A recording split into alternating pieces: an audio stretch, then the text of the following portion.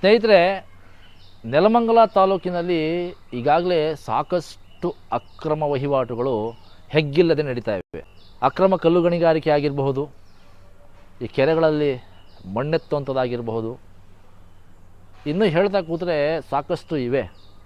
ಆದರೆ ಇವತ್ತು ನಾನು ಮಾತಾಡೋಕ್ಕೆ ಬಂದಿರೋ ವಿಚಾರ ಏನಪ್ಪ ಅಂತ ಹೇಳಿದ್ರೆ, ನೆಲಮಂಗಲ ತಾಲೂಕಿನ ಶಿವಗಂಗೆ ಗ್ರಾಮ ಪಂಚಾಯಿತಿ ವ್ಯಾಪ್ತಿಯಲ್ಲಿ ಕೆರೆಯಲ್ಲಿ ಸುಮಾರು 10 ಅಡಿ ಆಳ, 10 ಅಡಿ ಬಗೆದು ಭೂಮಿ ಒಡಲನ್ನು ಬಗೆದು ಟಿಪ್ಪರ್ಗಳು, JCPಗಳು, ಟ್ರ್ಯಾಕ್ಟರ್ಗಳನ್ನು ಬಳಸಿ ಸಾವಿರಾರು ಗಟ್ಟಲೆ ಲೋಡನ್ನು, ಅಂದರೆ ಸಾವಿರಾರು ಗಟ್ಟಲೆ ಲೋಡ್ ಮಣ್ಣನ್ನು ಬೇರೆ ಕಡೆಗೆ ವರ್ಗಾವಣೆಯನ್ನು ಮಾಡ್ತಾಯಿದ್ದಾರೆ ಹಣಕ್ಕಾಗಿ. ಇದು ನಮ್ಮ ದೇಶದ ಸಂಪತ್ತು. ಕೆರೆ, ಬಂಡೆಗಳು, ಸರ್ಕಾರಿ ಗುಮ್ಮಳ ಜಾಗಗಳು ಇವೆಲ್ಲವೂ ಸಹ ನಮ್ಮ ದೇಶದ ಒಂದು ಸಂಪತ್ತು. ಈ ಸಂಪತ್ತನ್ನು ನಾಶ ಮಾಡ್ತಾ ಇರೋರು ಯಾರಪ್ಪ ಅಂತ ಹೇಳಿದ್ರೆ ಭೂಗಳ್ಳರು, ಗಣಿಗಳ್ಳರು, ಅಕ್ರಮ ಚಟುವಟಿಕೆಗಳನ್ನು ಮಾಡ್ತಾ ಇರತಕ್ಕಂತಹ ಕಳ್ಳರು, ಕದಿಮರು. ಇವರನ್ನು ಕಡಿವಾಣ ಹಾಕಬೇಕಾದಂಥವ್ರು ಯಾರು? ಸಾರ್ವಜನಿಕರು ಮಾಡೋದಕ್ಕಾಗುತ್ತಾ? ಆಗೋದಿಲ್ಲ. ಸಂಬಂಧಪಟ್ಟ ಇಲಾಖೆಯ ಅಧಿಕಾರಿಗಳು ಮಾಹಿತಿಯನ್ನು ಆಧರಿಸಿ ಸ್ಥಳಕ್ಕೆ ಭೇಟಿ ನೀಡಿ ಏನು ಆ ಒಂದು ಸ್ಥಳದಲ್ಲಿ ಅಕ್ರಮ ವಹಿವಾಟು ನಡೀತಾ ಇದೆ ಅಂತಹ ವಾಹನಗಳನ್ನು ಜಪ್ತಿ ಮಾಡಬೇಕು. ಅಂತಹ ವಾಹನ ಮಾಲೀಕರ ವಿರುದ್ಧ ಕಾನೂನು ರೀತಿಯ ಒಂದು ಸೂಕ್ತ ಕ್ರಮ ಕೈಗೊಳ್ಳಬೇಕು. ಯಾರು ಆ ಒಂದು ಜಾಗದಲ್ಲಿ ಅಕ್ರಮವಾಗಿ ಮಣ್ಣನ್ನು ತೆಗೆದು ಭೂಮಿ ತಾಯಿ ಎದೆಯನ್ನು ಬಗೆದು ಮಣ್ಣನ್ನು ತಗೊಂಡೋಗಿ ಬೇರೆ ಕಡೆ ಹಾಕ್ತಾ ಇದ್ದಾರೆ, ಅಂಥವ್ರನ್ನ ದಂಡಿಸಬೇಕು ಅನ್ನೋದನ್ನು ನಮ್ಮ ಒಂದು ಆಗ್ರಹ. ಕೆಲವು ಜಾಗಗಳಲ್ಲಿ ಈ ಅಕ್ರಮಗಳು ನಡೀತಾ ಇರ್ತವೆ, ಅಧಿಕಾರಿಗಳು ಮಾತ್ರ AC ರೂಮಲ್ಲಿ ಆರಾಮಾಗಿ ಕೂತಿರ್ತಾರೆ. ಅಂತಹ ಒಂದು ವಿಚಾರವನ್ನು ನಾವುಗಳು ಫೋನ್ ಮಾಡಿ ಅವರಿಗೆ ಈ ಥರ ಜಾಗದಲ್ಲಿ ಹೀಗೆ ಆಗ್ತಾ ಇದೆ, ಅಕ್ರಮ ನಡೀತಾ ಇದೆ, ತಾವುಗಳು ಅಧಿಕಾರಿಗಳಿದ್ದೀರಿ, ಸ್ಥಳಕ್ಕೆ ಬರಬೇಕು, ಈ ಒಂದು ಅಕ್ರಮ ಯಾರು ಮಾಡ್ತಾ ಇದ್ದಾರೆ ಅವರ ವಿರುದ್ಧ ಕಾನೂನು ರೀತಿ ಸೂಕ್ತ ಕ್ರಮ ಕೈಗೊಳ್ಳಬೇಕು ಅಂತ ಹೇಳಿದ್ರೆ ಯಾವುದೇ ಆನ್ಸರ್ ಇಲ್ಲ. ಅವ್ರು ಹೇಳೋದು ಒಂದೇ ಆನ್ಸರು, ನಮಗೆ ಗೊತ್ತಿಲ್ಲ, ನೋಡ್ತೀವಿ, ಬರ್ತೀವಿ. ಅವ್ರು ಬರಲ್ಲ, ನೋಡಲ್ಲ, ಅದಾಗಲ್ಲ. ಸೊ ಎಲ್ಲೋ ಒಂದು ಕಡೆ ಇವೆಲ್ಲವೂ ನೋಡಿದ್ರೆ ಅಧಿಕಾರಿಗಳೇ ಇವರ ಜೊತೆಯಲ್ಲಿ ಶಾಮೀಲಾಗಿದ್ದಾರ ಅನ್ನೋ ಅನುಮಾನಗಳು ವ್ಯಕ್ತವಾಗುತ್ತೆ. ಯಾಕಂತ ಹೇಳಿದ್ರೆ ನೋಡಿ, ಒಂದು ಗ್ರಾಮ ಪಂಚಾಯಿತಿ ವ್ಯಾಪ್ತಿನಲ್ಲಿ ಈ ಥರ ಅಕ್ರಮ ದಂಧೆಗಳು, ಕಳ್ಳತನಗಳು ನಡೀತಾ ಇದ್ದೀವಿ ಅಂತ ಹೇಳಿದ್ರೆ ಗ್ರಾಮ ಪಂಚಾಯಿತಿಯ ಅಭಿವೃದ್ಧಿ ಅಧಿಕಾರಿಗಳ ಗಮನಕ್ಕೆ ಇರೋದಿಲ್ಲ, ಸ್ಥಳೀಯ ಜನಪ್ರತಿನಿಧಿಗೆ ಅರಿವಿರೋದಿಲ್ಲ. ಅಧ್ಯಕ್ಷರುಗಳು ಏನು ಮಾಡ್ತಾ ಇದ್ದಾರೆ ಇವ್ರುಗಳು ಕೇಳಿದ್ರೆ ನಮಗೆ ಗೊತ್ತೇ ಇಲ್ಲ ಅಂತಂದಮೇಲೆ ಆ ಜಾಗದಲ್ಲಿ ಅವರು ಜನಪ್ರತಿನಿಧಿಯಾಗಿ ಇದ್ದರೂ ಏನು, ಬಿಟ್ಟರು ಏನು?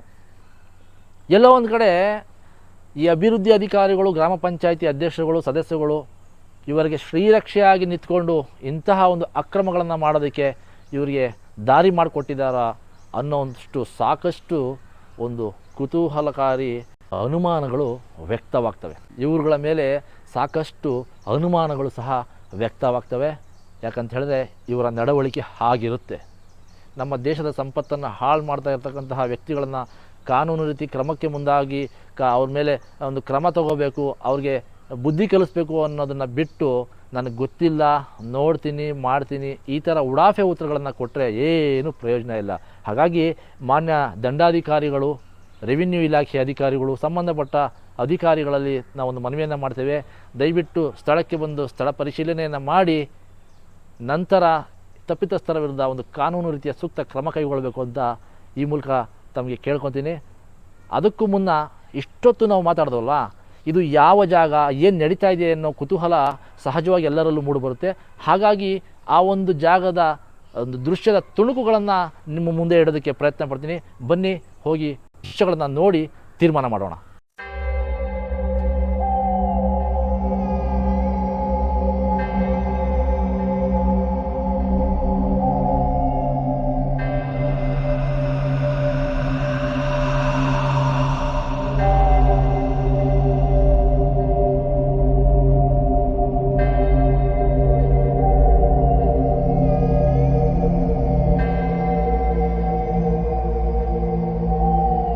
ಸೊ ನೋಡಿದ್ರಲ್ಲ ವೀಕ್ಷಕರೇ, ಇಷ್ಟೊತ್ತು ತಾವು ಕಂಡ ದೃಶ್ಯಗಳ ಬಗ್ಗೆನೇ ಇಷ್ಟೊತ್ತು ನಾನು ಚರ್ಚೆ ಮಾಡ್ತಾ ಇರ್ತಿದ್ದು.